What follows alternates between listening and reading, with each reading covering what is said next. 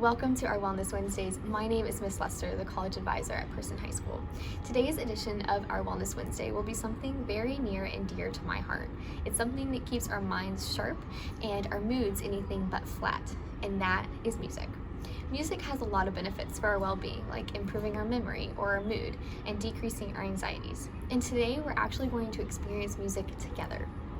Our PHS Chorus will be singing a song called Be the Change, which is a song from a social justice songbook. And we're also going to hear from Mr. Garris and Miss Booth about how music can be a foundational base for our well-being.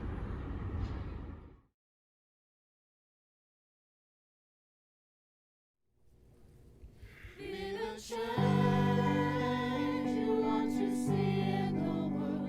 Be the change you want to see in the world. Be the change you want to see in the world.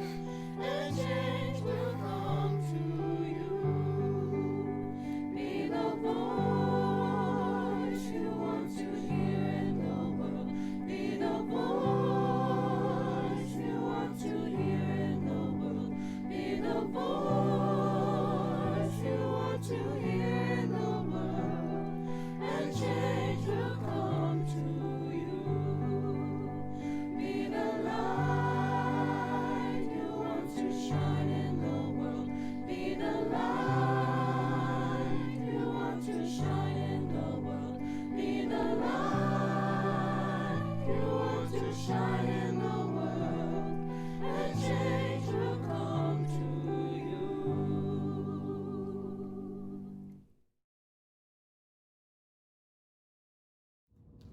Hello, thank you so much for listening to our beautiful song. We do appreciate all of the chorus group for singing that and performing that for us. And I just kind of want to take some time to meet with both Miss Booth and Mr. Garris to hear about how music is important to them.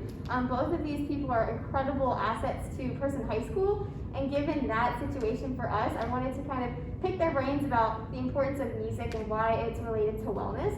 And so given that, I just kind of want to start with Miss Booth for just a second. If you wouldn't mind just sharing a little bit about the song choice and also kind of explaining why your students might have enjoyed singing that song for our Wellness Wednesday. So the name of the piece that you just heard was Be the Change. And it is a spiritual that was pulled from the Songs for Social Justice songbook that was released, I believe, last year, and they're still adding music to it. It is free for the public to use as long as you credit the composers. And there's, I think, 50 plus pieces of music in there.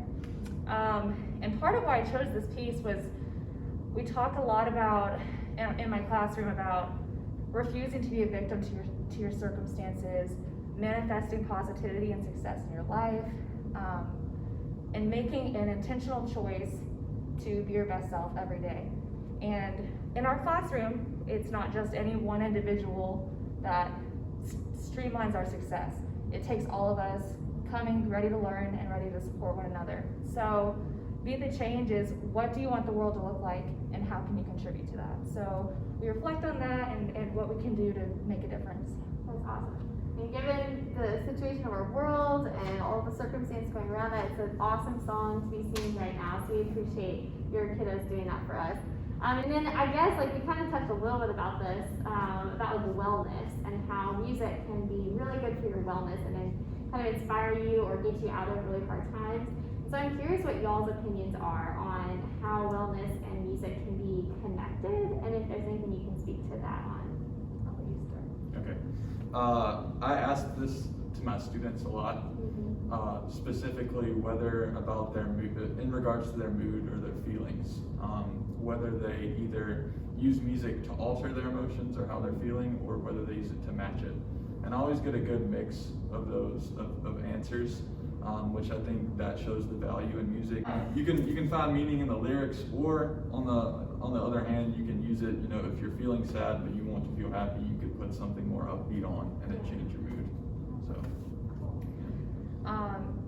So that's one take on it, and another perspective that I'd like to add. Physically and biologically, we have a response to music, and we have this innate need to belong somewhere. So that's why kids find groups to be a part of. So performing it gives you that sense of belonging that all humans feel. And then physically, like a lot of people will get goosebumps when listening to really powerful music. That's a physical response to what you're hearing.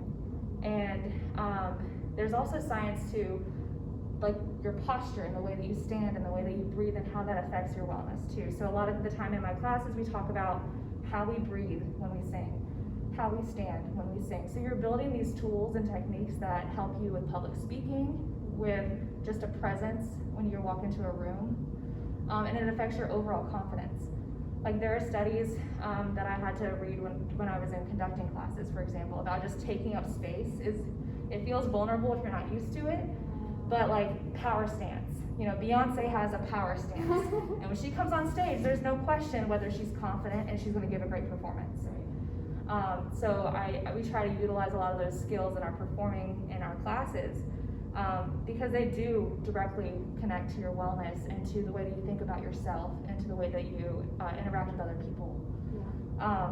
And then also in addition to that, in your emotional connection with music and with yourself, we talk a lot about your level of professionalism and the way that you talk about yourself to yourself. Like if you wouldn't say mean things to your friend, like, oh, that pitch was flat, or oh, that sounded terrible, then you shouldn't be talking to yourself that way either, because it becomes this self-fulfilling prophecy that you can't do it, it doesn't sound good, you'll never get there. So a lot of it comes down to the way that you talk to yourself, about yourself, and just music provides that space, that safe place for you to practice building better, just a better model for your life and making better choices. Absolutely. It's like altering not only emotions, kind of what you're talking about, but also like your own self-worth and like feeling that and embracing that. So obviously music has a lot of benefits for wellness, so that's pretty amazing. Thanks for talking about some of the science too, so that's pretty cool. I guess I'm kind of curious, so we talked a little bit about how the students might have been experiencing wellness through music, but I'm curious if you've ever had a time in your life where either you were stressed or maybe like really excited and like music helped bring that out, or maybe it helped you get through that moment. I'm curious if you have any sort of example of that. Do you want me to go first? So when studying, I listen to classical music. It really does help me focus, and it engages my brain. When I'm really stressed out, there's certain music that I'll listen to kind of calm myself. I really like Lindsey Sterling for like calming myself and relaxing in my own space. Or for some reason, it's also known as like my cleaning music. I get really hyped up listening to Lindsey Sterling, so it's either like, yes, let's go and do this thing, or it's like, oh, I have candles lit and it's raining outside and I'm just enjoying this warm, cozy space. It has some versatility to it. But the most recent event for me was I had a big interview, I think it was 2 weeks ago, and I was being asked about educational philosophy, and I was really nervous about it because it's a very formal interview, and I was really excited to use that opportunity to provide a platform advocating for fine arts programs and for education for students. And I ended up listening to K-Love, so the Christian radio station, and I found this song, what is it called? It's a Jeremy Camp song, and I shared it with my dad, but it was focused, the lyrics were focusing on being present in the moment, and not missing what's happening around you, because you're so worried about what's next. Don't worry about what's next so much as you need to focus your energy on what you're doing right now and getting the most out of that moment. And it just really calmed me and grounded me, and I felt so much more confident and at ease walking into kind of a stressful situation, because I used that as kind of a meditation period, listening to that. And it kind of, I was listening to that on the way to school, and then it was still in my subconscious as I sat down to have an interview. Yeah. For me, I was thinking about this, and the obvious answer would be like right now, keeps us motivated, especially with all this going on. But just a personal thing is that back in college, and I know Ms. Booth can relate, we both went to UNCG, and our degree was structured the same way. Every semester we were taking 7 or 8 classes, and it would always I would get to that point where I would be like, man, why am I doing this? Why am I doing this to myself? And I would be struggling. And then I would go into my ensemble class and sit down and perform, and that would be the answer. Just collaborating with other musicians is such a beautiful and refreshing thing to do. So that's where music really sustained me and got me to where I am now. So. That's amazing. That's amazing. Thank you. And so I guess on my last question, I'm curious. So y'all, you're music instructors. You've been around music a long time. So what if I'm a person who doesn't have any musical experience, doesn't sing, doesn't have a good tune, like sings flat or sharp or whatever? How would I try to engage in music? And like, what would be something you might say would be a good thing for me to do? How would I seek that out? I have two main answers to that. One, and it's again a question I ask my students a lot of the time, is how many days do you, or how many hours per day, or minutes even, do you have time where you sit down and do nothing but just listen to music, not do any other tasks? Because I know we use music as kind of a distractor, or like a motivator, distractor, or for other purposes sometimes, but I'm really just talking about just listening to music. And the answer is usually not often. So that's one of my tips, is to find that time where you're doing nothing but just listening. Also, seeking out live performances, which I know is kind of tough right now, considering the circumstances. But there are still artists live streaming their works, and even when things maybe get back to normal sooner than later, seek out those live performance opportunities. Even there's tons of free ones that are available all throughout. We live in an excellent state for the arts. So that's something I encourage my students to do, is go out and find those live performance opportunities to listen to music live. I believe that anyone can sing. If you can speak, you can sing. And it is such a release for me. And a lot of the times when I talk to my students and we play like a silly, sing-along song game, I want them to find confidence in using their voice. Not necessarily sounding like Beyonce or like having the best tone all the time. That's not what singing is. It is an everyday use of your voice in a healthy way. And yeah, that's my suggestion, is don't let the fear of using your voice. I'll do it. Yes. Don't let the fear of using your voice in a public arena keep you from expressing yourself musically, expressing your ideas, your opinions.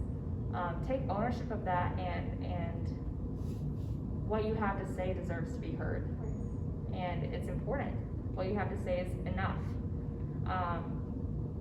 So allow yourself to liberate your voice, whether that's singing in the shower or singing in Walmart like me, or singing on the school bus. I mean, if I find out it's somebody's birthday, then I'm singing to them. I don't even have to know who they are. But using your voice to celebrate your life and to express what you're feeling. I think that it's important. So I think that with all of that being said, it's a good challenge for us to kind of seek the opportunities to be in musical spaces, and then also maybe find our own. And if you're by yourself, you can find your own ways to be musically inclined, and then just use your own voice. So those are awesome insight. I thank you guys so much, and good luck with all of your wellness stuff, you guys. A huge thank you to our PHS Chorus for singing such a beautiful and important song. We also thank Ms. Booth and Mr. Garris for sharing their insights about how music can be a foundational base for our well-being. We want to encourage all of you to incorporate music in your daily wellness practices, whether that be finding your own voice or maybe connecting to others, especially during these very challenging times. And next week, we're going to be doing a little Thanksgiving special, so be sure to tune in then. Until then, be well.